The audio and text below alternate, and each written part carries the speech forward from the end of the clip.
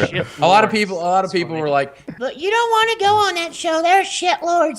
They're praising fat people hate. and I'm like, man, everybody's entitled to their opinion. Like, I don't fucking know their opinion already. You guys have told me to my face. It's like a big fucking. He did. It's me. And partially, it's this. One of the reasons I think that fat people hate gets such a bad name is because sometimes fat people will go in there and they'll say some outrageous shit that even the shitlords wouldn't be on board with, just to sort of be like, look at this thing they did. They said we should crucify fat people. Like, wait a minute, we didn't say anything about crucifixion. Like, first of all, well, I mean, crucifying me. Just imagine really the structure of we need. I mean, it's not going to work. I like you did the poor people hate, right? Like, to be fit, it takes perhaps a proper upbringing and diet and stuff like that. It takes a lifetime of discipline. It takes focus. It takes there's a lot of shit involved in being fit. You have to deny yourself things all the time. It's really the same process as going to college and getting a job and doing all the other things. Like it's a lifetime of devotion and discipline.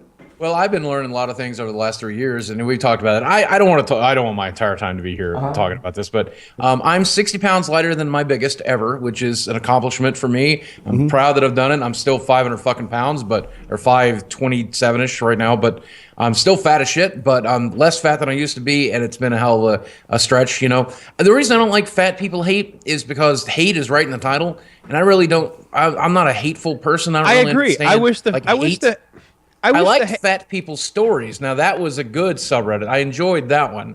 Fat people hate now at 111,000.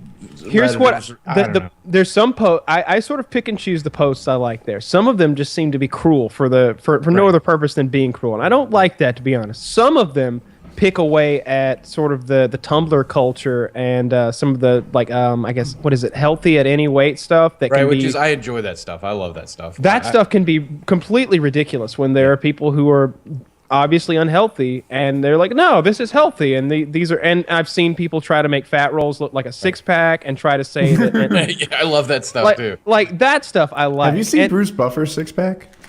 No. I'm going to try and share this. Hold on. Yeah, I'd love to see it. While he's looking for this, just because a lot of people tweeted me about this, and I just want to, all the PK fans out there, just let me go ahead and say this, okay? Health at any size is insanity. You can't be both morbidly obese and healthy. You can be for a short period of time, but eventually that'll end. Take it from me, okay? I'm someone who thought I could be healthy and fat. And you know what? I can tell you I wasn't able to. My doctor agreed to me that no one can. And the truth of the matter is, it is your personal responsibility to be as healthy as humanly possible so you can live as long as you want. And at the end of the day, when the good side to all of that stuff, Kyle, I know that this is your point because I know you as a person. We've talked many, many times. Your goal is to remind people to be healthy and to do the healthy thing and to try to maintain their health. That's it. And whatever reminder we need to do that, I still don't believe that negative reinforcement works. And this type of negative reinforcement certainly doesn't make it that much easier, because I think it encourages people to be shitty. I think it helps a little. So I think there are people who when they see that and they're overweight, they feel shame, and perhaps they are indeed shamed into making a change in their life. I think that's a small percentage of people. I think that shame is about 90% of what causes obesity. It could be, but for me, it's what prevents my own obesity. I was gonna say, all it is. You are sexy, man. I'm not gonna lie. You should see him in person. Holy fuck! Oh, yeah, Kyle's on point right now. I would slime around on you. Hey, I will tell you though, and the other thing, the last time I was on here, my back injury was the worst it had ever been. Well, a combination of a new bed has been helping, my DDP exercises, which I'm still doing. A lot of people are like, man, you're shaming DDP, but not losing as much weight as you could. And I know that. I'm sorry that I'm letting Diamond Dallas page you down, brother. I know I need to do better, and I am doing better. But I'm in less pain than I've ever been in the last 3 years. It's still really miserable. I mean, I'm still crying every morning when I wake up and trying to get used to it.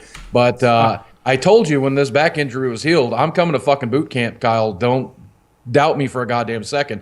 I'd say give me another 6 months to a year. I think my back is going to be better. I'm hoping to lose another 30 or 40 to make it a little easier. And I'm fucking coming, man. Check out this picture. Oh, given another year, dude, if you continue with it, you will lose a lot more. I hope so. But 30 or 40. You will lose a lot more, and you'll be happy. I said that on the first PKA, and I got to tell you, man, it's been a slow fucking road. But at least there's been progress on that road, and I'm happy with it. This is Bruce Buffer's six-pack. Wow. It's my understanding that what he did is he had liposuction such that they shaped his belly fat into a six-pack. I would do that if I could just get hammered every day and yell at fighters, and then go home to a couple of hot babes like that. I would absolutely do that. Absolutely. Women, these two women are both prostitutes. Yeah, he is off the hook. He shows up with whores and doesn't even pretend otherwise. He's like, yeah. Good for him. You know what? Good for him.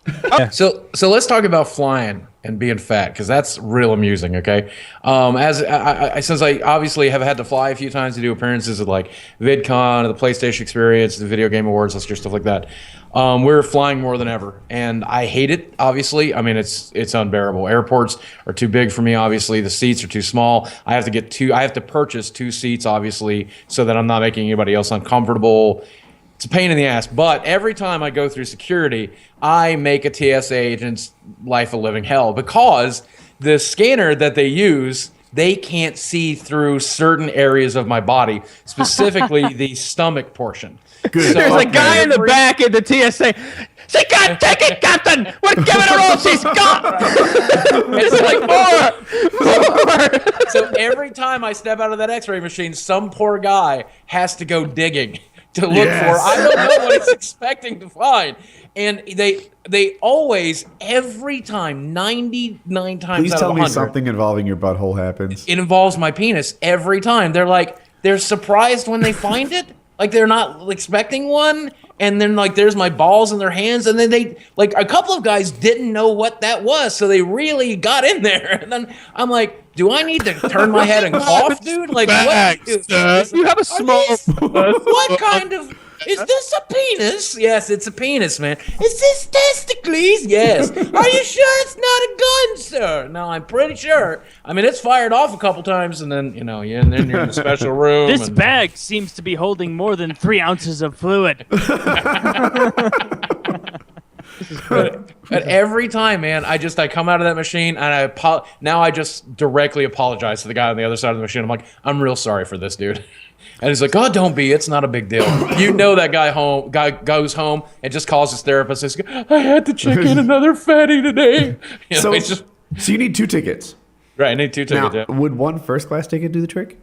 We got bumped up to first class, and it depends on the size of the plane. Mm-hmm. The one time we got bumped up to first class, it was awesome. It was perfectly comfortable. I'm in one seat, my wife's in the other. It's just wonderful. It's beautiful. The other time... the first time I looked at a first class seat, if the plane is pretty small, then it's going to be too narrow, and part of me is going to be in the aisle, and that's going to make it difficult for the stewardess, and I don't want to do that for her. You know, it's bad enough that I'm even on the plane for some people, so I don't want any part of me sticking out in the aisle. I'd rather eat the cost, every time. So Wings went to the Billionaire Bash, the Billionaire Challenge. I forget what it was called. A couple of years ago, we did this thing, and they flew Wings out, and he had a terrible flight experience. He hated it. So the plane was full. Oh, he got 1 ticket. He needed 2. Right. But he had never flown before, so he didn't know about the whole 2-ticket thing. And the guy next to him gave him a hard time. Now, it wasn't completely unjustified, I guess. Right. But whatever he did or said really hurt Wings' feelings. And I remember it. So I was out there with him and stuff, and he wanted to drive home. And he felt super uncomfortable. I think part of it was never having left home before. But he was like, he's like, it's weighing over me. 24/7, I know I have to fly home somehow. I have to get home. This is horrible. Like, it was this miserable thing. And, the flight really took it out of him. He hated it. He full on hated it as much as you can hate something. He must have if he's considering getting a rental going from L.A. to South Carolina. He might not have known the scope of what he was talking about. Right, maybe not the financial scope, but surely he knows how wide the fucking United States is. Surely. I mean, they do have maps. No, but I mean, in all seriousness, not in South Carolina. If you told me that, he didn't really have a grasp on how many hours a drive that was, I'd be like, yeah, that sounds reasonable. I don't think he'd ever left his, town, county, whatever. Like he had never traveled anywhere. He might not really get how far away California is. It's an undertaking for those of you who are uninitiated. It takes a couple of days, and it's awful. It's awful. I've driven the farthest I've driven is to I know I've driven to Phoenix, Arizona. How far is that from you? Is that like 24 hours of driving? It was broken up across like 3 days because it was kind of a multi-leg trip. We were going to different places and doing different things, but it was like 5 days of total driving, I think. I flew for half of it. Like I flew from Atlanta into Albuquerque, but I drove on the way back, and that was not pleasant. Furthest I've driven is Michigan. I forget the town exactly, Prince or something. It was right near Kalamazoo. I knew that. Oh, so you're up in the UP? That's where my wife is from. I love that area. Is Kalamazoo's not UP? Is that not? Okay, never mind. No, it's between. I don't know the UP that well. I know Escanaba. I know like Gladstone. I know Marquette, but I don't really know. It's right I don't between know Chicago Central. and Toledo.